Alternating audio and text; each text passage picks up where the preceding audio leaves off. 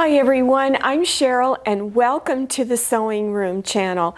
I'm going to demonstrate how to make a crazy quilt block. Now this is just a small sample of what it would look like in a quilt with sashing strips in between. And the crazy quilt block, you basically start out with an irregular shape. None of the sides are the same length. And then you begin to slowly add pieces of fabric working in a circular motion. Let me show you a few other samples. Here is a sample of what it would look like if you decided to make it into a pillow. This is using scrap fall fabric, and not all the pieces were the same width. You can make them any width that you want. Now here's a sample of one in which I used my cross stitch skills to make this little centerpiece right here, and it's on Aida cloth. Then I added strips of different blue fabrics, and I made this to go in my bedroom because I've been slowly redoing it.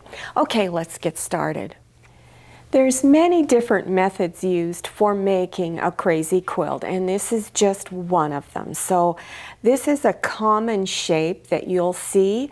You can make yours any size or irregular in any way that you want. There's really no rules, just suggestions. So I'm going to show you how I drew mine. You'll start by drawing a shape that is 6 inches wide by 5.5 inches high. And then you're going to put the following little marks. On the top line in the middle, put it in the center, which is 3 inches. Then on this side, go down 2.5 inches and put a mark. But on this side, go down only 2 inches and put a mark. Then from the two lower corners, on this side here, you'll go in 1.5 inches and put a little mark. And then over here, 1 3/4 inches. Then just connect your dots and then cut it out. I highly recommend that you trace it onto cardstock, because if you're going to cut out a lot of pieces, if you're making a quilt, a paper template might get a little damaged and a little worn out. So just any little thin cardstock that you have will do.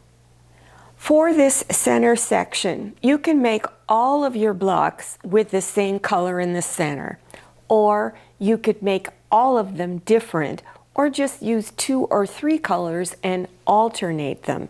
What I like to do is stack 3 or 4, place it on top, trace around it, pin it together, and then cut it with scissors. My favorite way is to place it down on a stack of fabric using my rotary cutter, cutting around, making sure you don't cut into your template. In my sample quilt, I used 2 colors, a yellow and this bluish purplish print, and I alternated the blocks. And again, you can make them all the same color or use a lot of different colors. Here are the strips that I'm using. Now you can cut them any width. For this demonstration, my strips are about 2 inches wide. You can cut them, I recommend, either from 1.5 inches to 2 inches. And remember, they don't all have to be the same width. They can all be a different width. You can also arrange these in a specific order, your strips, or you can just randomly grab and not have any specific order in mind. So here is my centerpiece, and I'm going to begin placing the strips on the right side of the fabric, the prettiest side. So I'm going to just take a strip, place it on one of the edges, and you want to make sure that fabric is hanging out across here on each end. You don't want to line it up evenly on this other edge here. So go ahead, you can either pin it on or do what I do. I just hold it because it's so little and stitch it down.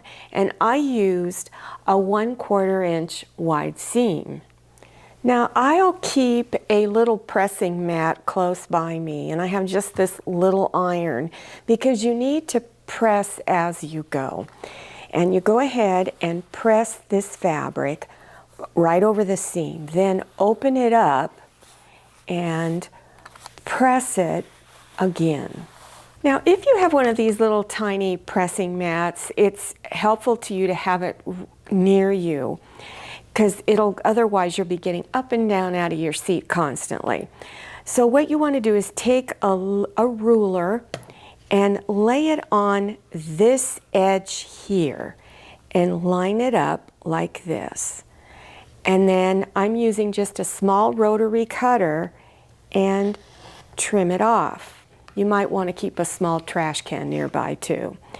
Then lay your ruler over here on this edge and then trim it off. Here is the strip I just finished stitching on and trimming off. So now I'm going to continue adding another strip on next to it. So grab whatever strip you want, lay it on the edge going this way, and make sure that the end of the strip goes out past the edges on each end.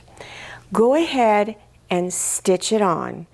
Then press it with your iron, unfold, and press it with your iron again. Now place your ruler on the edge of the previously stitched on piece of fabric. Lay it on the line going this way and cut. Then go over here, line it up on this edge, and then cut. And this is what it looks like so far after stitching on two pieces. So here's the first strip I stitched on, the second one, and now I'm going to keep continuing in that same direction, laying a strip over it. Grab any strip you want. Again, make sure it's going past the edges on each end. Then press it, unfold, and press, and then trim both ends off. So after stitching on 3 strips, this is what it looks like. Now you need to go ahead and finish this row by doing the next 2 places. So this is what it looks like after you've put the first row. And this yellow piece was the first piece I put on. This is where I started. Now to go and do the second row, you would start right above that first piece that you put on. So go ahead, place your fabric down, and again you want to place it in the same manner. Make sure that the ends of the fabric on top are going past the edge at each end. Then stitch it, press it, trim the ends, and continue going around and around, and then you do the 3rd row, 4th row, and so on. So I've put on 5 rows, and I want to cut it into a square because I plan on adding it into a quilt block.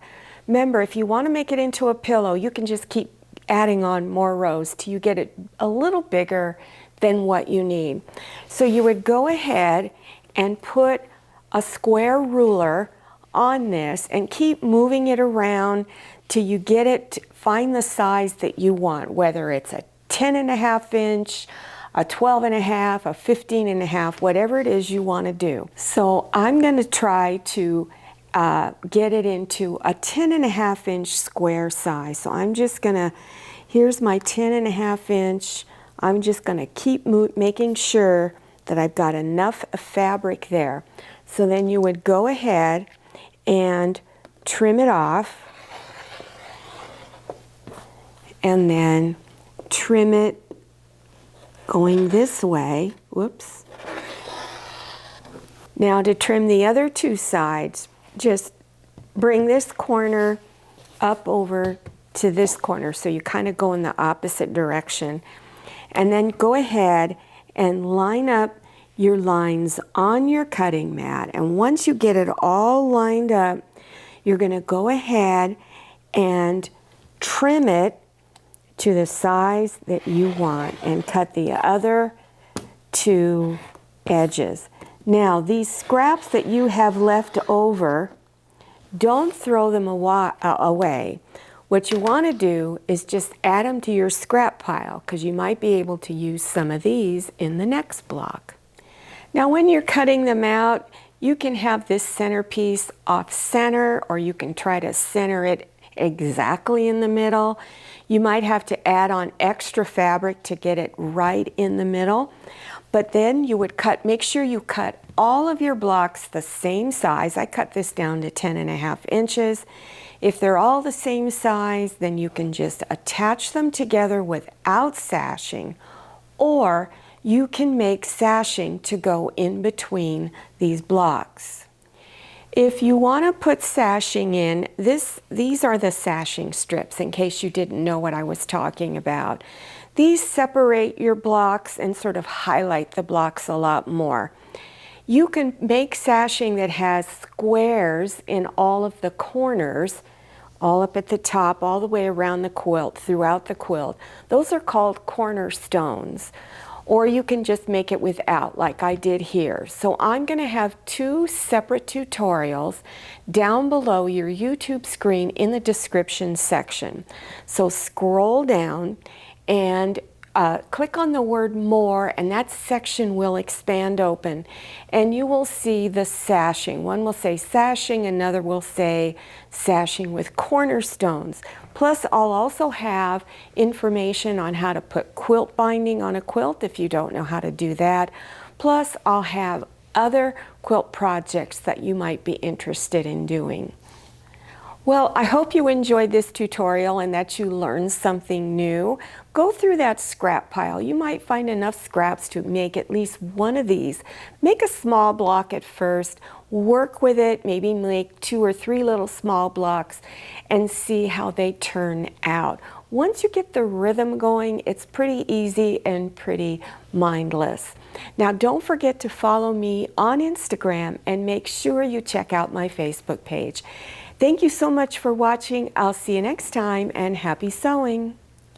If you like the Sewing Room channel, one of the best ways to show your support is to subscribe by clicking on that red subscribe button and give this video a thumbs up. And don't forget to click on share to share this video with your friends. And make sure you click on the bell so you receive notifications for all my new videos.